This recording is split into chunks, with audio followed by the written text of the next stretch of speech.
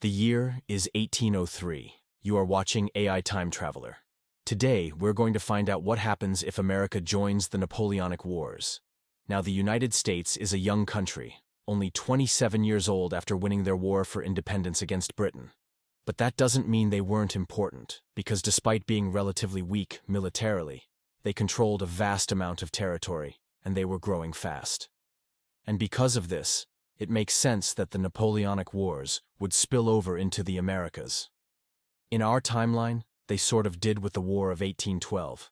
But what if instead of being a side note to the European conflicts, America became part of the main event? How would the war play out if the US joined sides?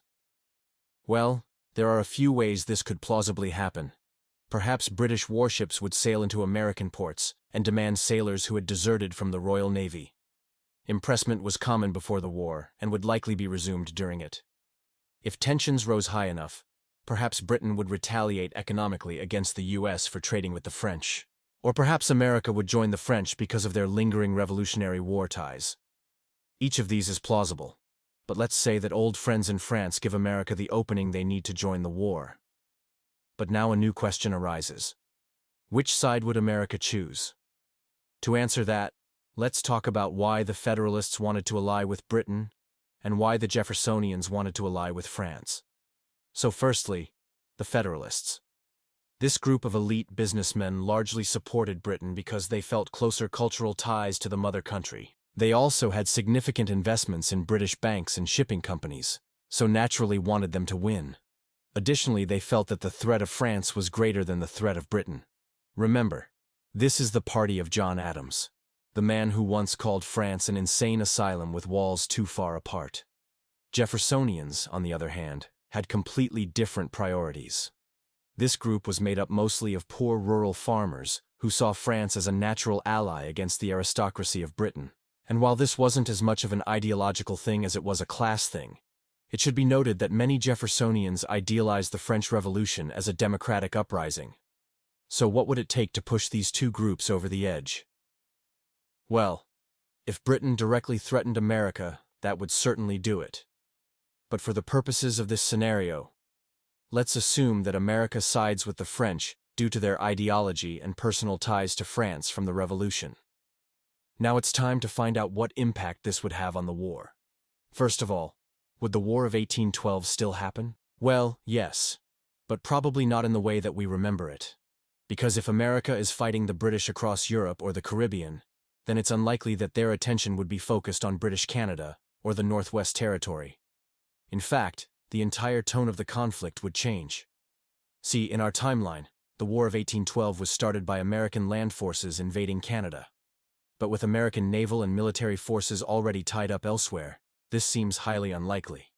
Instead, the British would almost certainly launch a full-scale invasion of America. Now, what Napoleon really wanted was a second front to spread British resources thin and open a new theater of war where he could achieve victory. But America is pretty big, so invading it would be a challenge. That's why instead of the American heartland, Napoleon would likely focus his efforts on the British colonies. He might attempt to capture strategic points like New Orleans or retake the recently captured West Florida, which was claimed by both Spain and America. In fact, Spain was already allied with Napoleon, so retaking this territory wouldn't just be about punishing the Americans, it would actually help out their allies. There's also the option of targeting the Caribbean islands controlled by the British. Jamaica and Trinidad would likely be the targets here. Gaining control of these islands would open up a whole new supply line for the West Indies, and maybe even allow the French to invade the mainland of Spanish America. And speaking of Spanish America, it's entirely possible that if the US was fighting alongside the French, Napoleon would use this opportunity to support revolutionary movements across the region. After all, these colonies would make great allies, and having puppet states in America would further weaken the British. But ultimately, Napoleon's dream was to open a new front against the British colonies. This was easiest in Canada because of the proximity to the US. However, he might have used American forces to invade the West Indies, or even attempt to blockade the British supply lines to North America, which would have been based out of Halifax. But one thing's for sure, Napoleon would have loved to have American troops storming the beaches of Lower Canada, joining their fight against the British regulars. But how would the British react to American troops joining the fray? Well, it's hard to say because in our timeline, the War of 1812 was extremely unpopular in Britain. They just didn't feel the need to fight a war in North America, especially against the Americans, who they were trying to trade with. But if they had lost valuable territories to the Americans, then that would change everything. The British people would likely rally behind their flag, feeling that the very survival of the empire was at stake. It's also possible that the American people would feel the same way. After all, if the US had taken losses in the South or the West Indies, then public opinion would have been much harsher on the French. So ironically, American and British interests could end up aligning. This changes the equation for the war drastically. The US and Britain would likely be fighting tooth and nail for every inch of North America. And depending on how strong the American military was, this could go either way. If the US was able to hold their own, then maybe the British would have lost valuable manpower trying to subdue them. If the US got absolutely crushed, then the British could move west without fear of interference.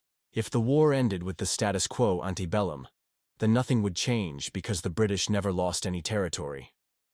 But if the British did lose territory, then we could see some massive changes. For example, if the British lost Canada, then the US would have more incentive to annex it. After all, why not expand Manifest Destiny a generation early?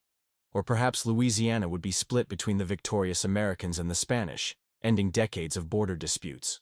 Or maybe the British would lose the West Indies to the Americans, giving them a taste of empire early on. But ultimately, the results of the war would depend on how involved the Americans were. If they just provided a small military force, then the war would probably continue much like our own, with the Americans not playing a decisive role. But if the Americans threw their entire weight behind the French, then they could decisively swing the balance of power. However, there's a good chance that the American military would be inexperienced and disorganized compared to their European counterparts. It might take time for the US to raise and train large armies and navies, so it's unlikely that they would be ready to fight right away. This means that even if America was pro-French, it might take some time for them to get involved. But assuming that America did eventually join the war, how would it change the outcome? Well, probably not much. Even with the Americans, the coalition couldn't beat the British. So the only difference would be that the US would share in the defeat. Perhaps the Americans would rally together after a humiliating loss, choosing to side with the victors and gaining lucrative post-war territories. Or maybe they would blame the Europeans for getting them involved in the first place, returning to isolationism. It's possible that the Americans could have changed the outcome at Waterloo, but to do that, they would have needed to be much more involved with the war than just sending troops. If the Americans had sent a large enough army, then they could have turned the tide of battle. But even then, it's unlikely because Napoleon was such a brilliant commander. But what if Napoleon had achieved a longer peace with the British? Maybe one that lasted for years. Then the Americans could have chipped away at the British economy and worn them down enough to lose the war. Or maybe the presence of American troops would have given Napoleon confidence to take risks he wouldn't have otherwise taken, ultimately leading him to victory. But ultimately, it doesn't matter because those are just theories. Napoleon's defeat at Waterloo was absolute and inevitable. Regardless of how America got involved, their presence would change the continent forever. It would forge closer ties between the US and France, perhaps even leading to a permanent alliance. It's possible that the Americans would start adopting more European styles of government, politics, military, and culture. Maybe the US would even come to adopt some of Napoleon's more radical ideals. However, the biggest effect would be on the war itself. America joining the war would have resulted in a major redistribution of territories.